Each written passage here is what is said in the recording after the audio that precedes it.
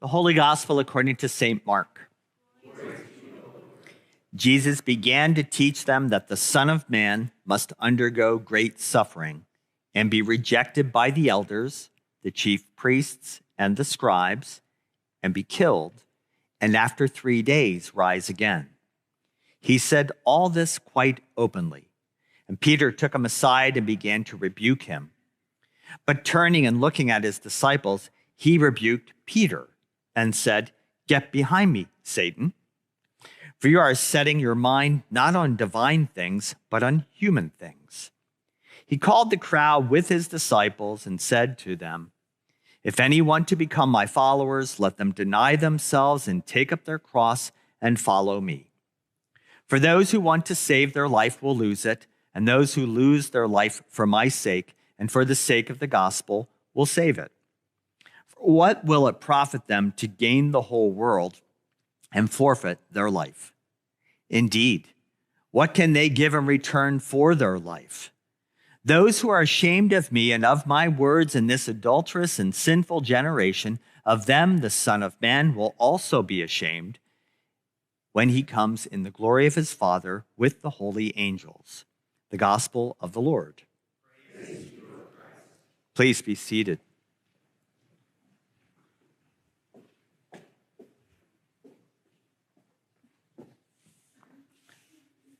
So the little bit of the opening announcements.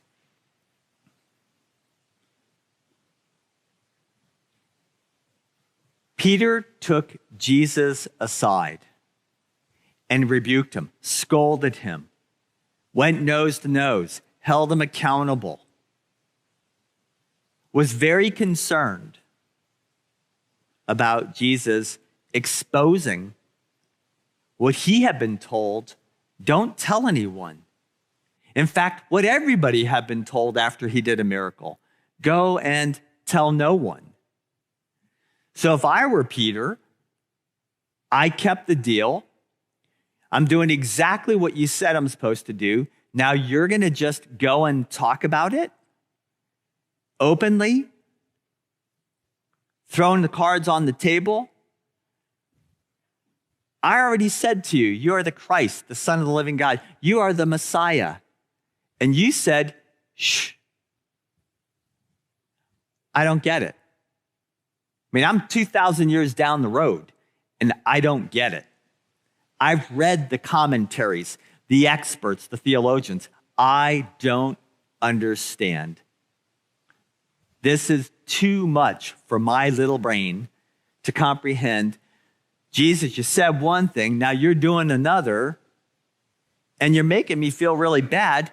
I'm telling you, it's what you told me, now you're yelling at me and you're calling me Satan? That feels weird to me. I don't know how you feel. But when you put it in a little perspective, and you think about what I was saying a little bit earlier, and you look at the creed, flip your page in your bulletin if you want to, I believe in God the Father Almighty, creator of heaven and earth. I believe in Jesus Christ. So those are nice, academic, cognitive-based statements. Was conceived by the Holy Spirit, was born of the Virgin Mary, did suffer under Pontius Pilate, crucified, died, was buried. He, long time ago, descended into the dead. He did rise after that. He did ascend into heaven. That's all past tense. That is beautiful for the history books.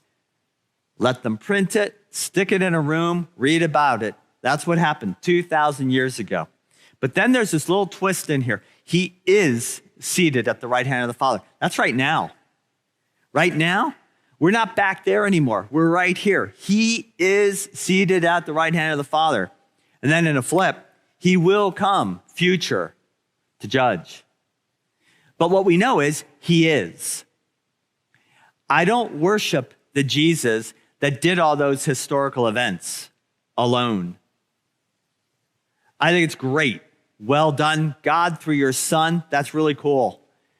But we don't even talk about it the way we wrote about it back then. We wouldn't talk about it, Jesus and the boys gathered around a table. We'd talk about what probably actually happened. Jesus, the boys, and the girls and all the people were gathered around the table. But we don't talk about that. 5,000 men were fed, and the women and the children. We don't separate it any longer. Maybe we should return, if we're going to really be Bible-based on documents 2,000 years ago, maybe we need to go back to that historical language. Women, please get your hats on and sit in the back. Oh, you're laughing at me? Plenty of churches around here, if they could, they would, because they come from that perspective. Woman, know your place.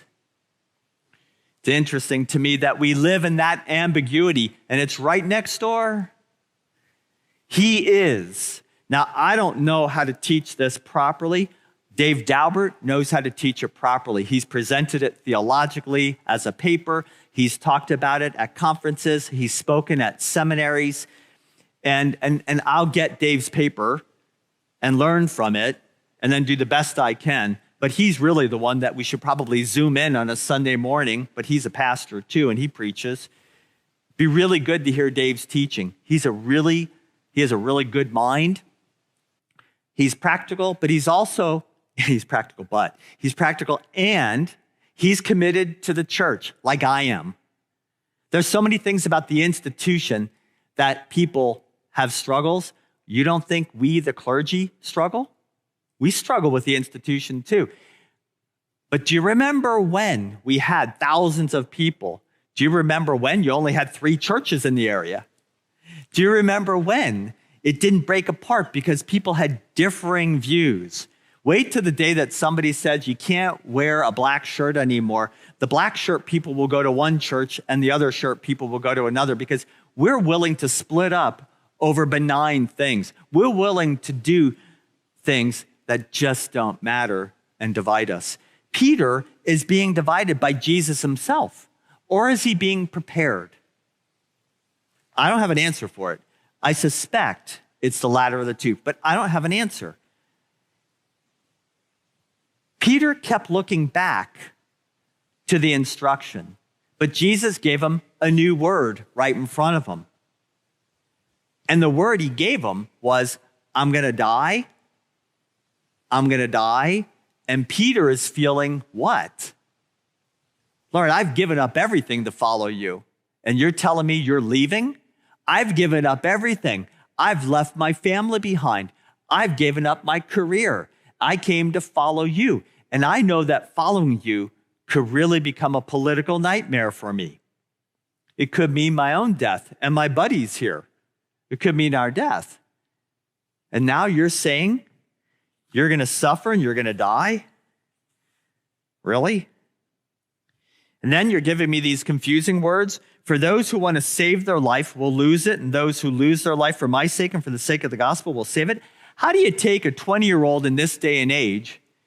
If they went to college, they probably have debt. How do you get through with the gospel to people who are worried about how they're going to put food on the table, have shelter over their heads, pay off their debts, and move on with their life? What do you do with our 30-year-olds who are trying to figure out how to buy their first home and realize houses are just so expensive compared to wages? What kind of church are we going to be? Are we going to stick our head in the ground? Are we going to do what we can to help people live in this world today? And be real. I think this is one of those texts, and I could be completely off, but this is where I'm going. I think this is one of those texts that says, it's half of one, 6 of one, and half a dozen of another. And it's going to be one of those head-shaking passages. Now, maybe somebody out here, maybe you already have this thing figured out. Please, if you do, tell me, because I don't.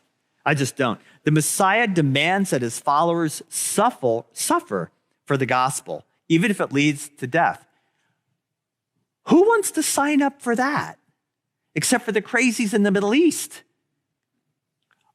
I'm signing up to be a kamikaze pilot. I don't think so. I'm signing up to talk about Jesus, an abundant life and joy-filled life. And yet, even in little Boyertown, Pennsylvania, people don't want to, well, I don't really believe in that. I don't really believe in religion. I'm a spiritual person. So am I. I believe in Christian spirituality. I believe in that. I like trees and I like ducks, but I don't see Jesus there. I see God's creation there, but I don't see Jesus and the story of me living, sharing reciprocally after what you've done for me, God. I'm not going to hold back in doing anything for you. I mean, shoot, I'm 64 years old and I'm still sleeping on floors with youth group retreats. Look around and find 64-year-old youth leaders. Who do we usually hire for youth leaders? Get the kid to do it. I'm looking at Maddie, the young woman, to do it. Get her to do it. Why is it important that we still have adults in the room? Why is it vital, essential, that you have adults connected to the confirmation program, required to go through the program side by side with their child? Didn't you already, as a kid, suffer that torture of going through confirmation class? And don't your kids deserve the privilege of being tortured to going to a confirmation class? I mean, that's a great way to get them to love church. We're going to torture you for 2 years. But what if it wasn't that? What's it like for John Gear to go through confirmation class with Ashley? If I brought him up here, you could get me out of the pulpit for weeks, because he would talk nonstop for weeks about the growth that he experienced, the growth he experienced with his child, and how that was magnified exponentially by leaving this country, going south of the border to Mexico, and seeing what emergence really is like. I think that Jesus was teaching Peter emergence. What to do when it's happening, rather than having it all planned out. I'd follow God too if the plan was so meticulously laid out. But what about following God when you don't know what's going to happen, the twists and the turns? The disciples knew the story of what the Messiah would come and do. Peter had identified Jesus as the Messiah.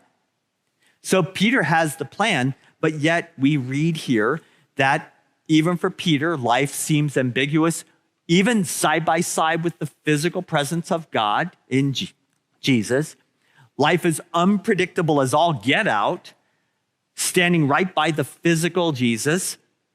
And life is pretty mysterious for Peter, right beside the physical Holy One. I'd love for Jesus to be right beside me. I imagine Jesus beside me all the time. I suspect that people think I'm speaking on my speakerphone in my car or on my headset when I'm talking out loudly, but I actually sometimes, driving down the road, speak to Jesus right beside me, and sometimes I can hear Jesus say, "Slow down, Bob." Sometimes I wonder if Jesus is going to kick into that old hymn, "Lord, I'm coming home," and I don't know. This sermon is an I don't know sermon. We don't know Peter's response after he was called Satan. There's nothing in here. It doesn't say, and he stuck his tail between his legs and he walked away. It doesn't say he got ticked off and threw some sand. He kicked off his sandal and smacked Jesus. It doesn't say. We don't know. How would you respond if someone said, "Get behind me, Satan"? How would you respond to that? Would it hurt your feelings? Would it correct your behavior? What would it do? I joked with you about the whole woman, what am I to do with you? It's not my time yet. You're asking me to pull a fast one here and do something about this. I can't run down to the wine and spirit store and grab some new stuff. So now I have to reveal myself prematurely. I mean, I like Mary, Did You Know? I think it's a beautiful song. I've heard it too many times to actually enjoy it, but I think it's a beautiful song. And Mary, Did You Know? That's God eating your soup. I have no idea what it would have been like to be Mary.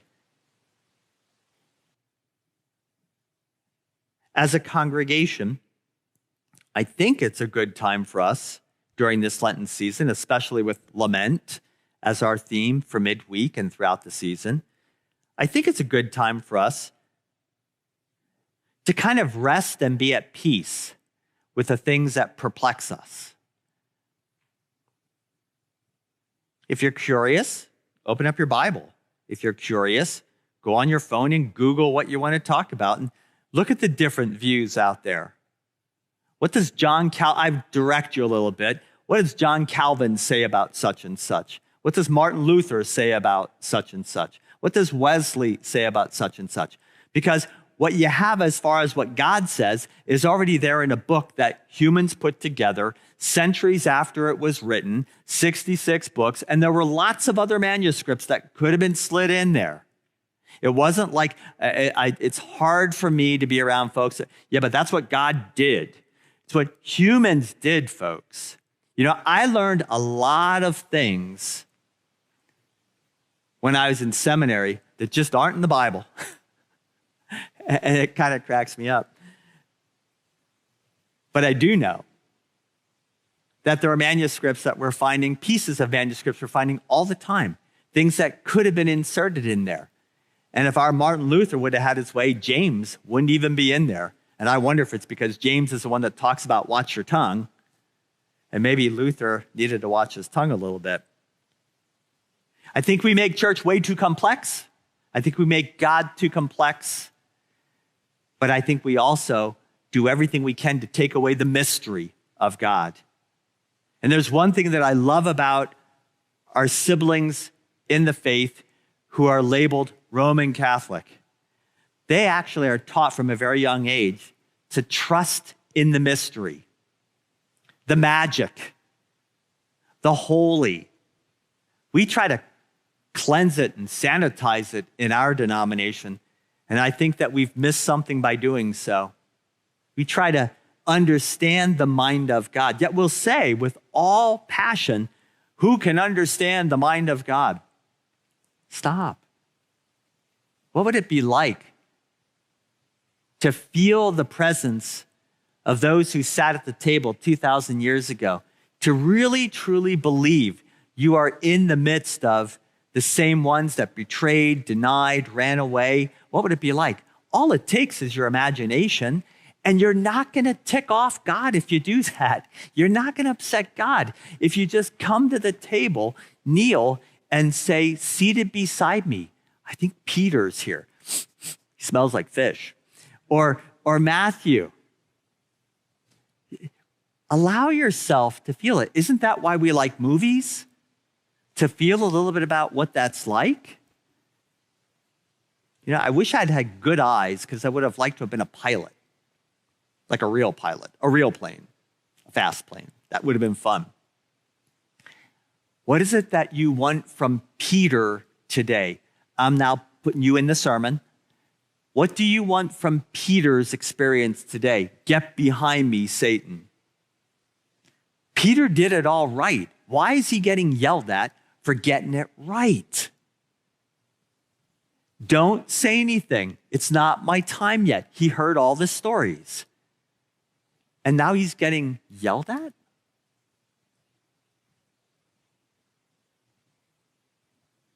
Get behind me, Jason. That's one thing. But get behind me, Satan? That's piercing. Again, please look it up like I did. See if you can do better than I did. I can't find it. So I have to trust this. I have to trust that there's more to the story than this little snippet. I have to trust that there was something in the first 7 chapters that has bearing on this text in the 8th chapter. I have to trust that the next chapters are somehow going to help me interpret that passage in context, not isolated and pulled out like we do on Sunday mornings. It's an interesting thing, isn't it, that Sunday mornings we have these things called sermons, but you get a snippet. I've worked with people that have gone to church for decades, and they've never put together. They just went through the whole Gospel of Matthew or the whole Gospel of John in any given year. They've just never put it together. in part because nobody said, hey, by the way, we're still in John. We're still studying John. Next year, we'll get to Mark. Or Matthew, that's a couple years away yet. But if you want to read it on your own, go and do.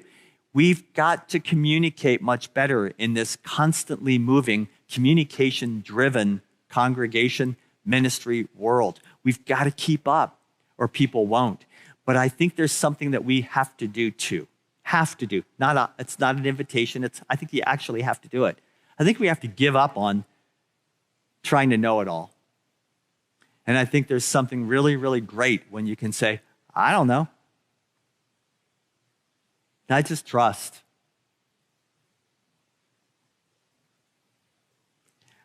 I think you can find a solution to this. I have faith in you. Where'd she go? Cameron. Hey, Cameron. This little head's popping up there. I wish we had a reverse. We do have a reverse camera. You can't put yourself up on the screen, can you? You're not going to. All right. I have faith in a 14-year-old that they can lead 7- and 8-year-olds and 9-year-olds. I have faith in them. But I don't believe that they're supposed to do it on their own. I believe they're supposed to do it with us. And that's why I believe the church, those of you who are seated here right now, all of you, you're needed. You're needed to teach others. You're needed to go to lunch and have healthy, good conversations about these things. You're needed to say, hey, I want to teach a class, and we'll help find out, can you teach a class? Some people that want to teach just aren't going to have what it takes to teach. But you got to give people a chance, right? You want to give them an opportunity. And then there are those of us who are real teachers. Now, what do? Well, we intimidate the heck out of people because we use big words. No, can we break it down? And can we walk with people side by side? I don't talk with the 7 and 8 and 9-year-olds like I talk to the grown-ups, do I? Trick question. Yeah, I do. My little 7, 8, and 9-year-olds hear the exact same words you hear. Because why would I dumb down? I'm not dumbing down because they're not dumb. They're sponges. Phil Noonan has been doing these workshops for 195 years. CPR and AED, all that kind of stuff. Phil had to keep up with a 7-year-old because the 7-year-old nailed it. Constantly on. He was paying attention. I'm talking about Grant Hershberger. Delaney, big sister, is one of our little acolytes. Grant, man, someone else is teaching confirmation class by the time he makes it there, because I won't last. This kid asks better questions than I do, and I think I ask some pretty good questions. Do you think Peter is giving you an opportunity to grow in your faith by being more trusting of what you don't know? You know, the most difficult thing to trust is love. It comes with so many conditions. In fact, we have our checklist, don't we? I know it's love when. I know a young woman that said, if he ever proposes to me, it better be at least a 2-carat diamond or I'm not saying yes. 2 words. I don't know if they're hyphenated, but bye-bye is what comes to mind. See you later. The poor person. Oh my gosh. What is it going to take for you to say, Peter, I'm with you. I don't understand either, but I'm willing to follow. We've come a long way together as a congregation, but we've come a long way as a congregation over 218 years. I can't drive around this town and not see the thumbprint of this congregation virtually any place in this town.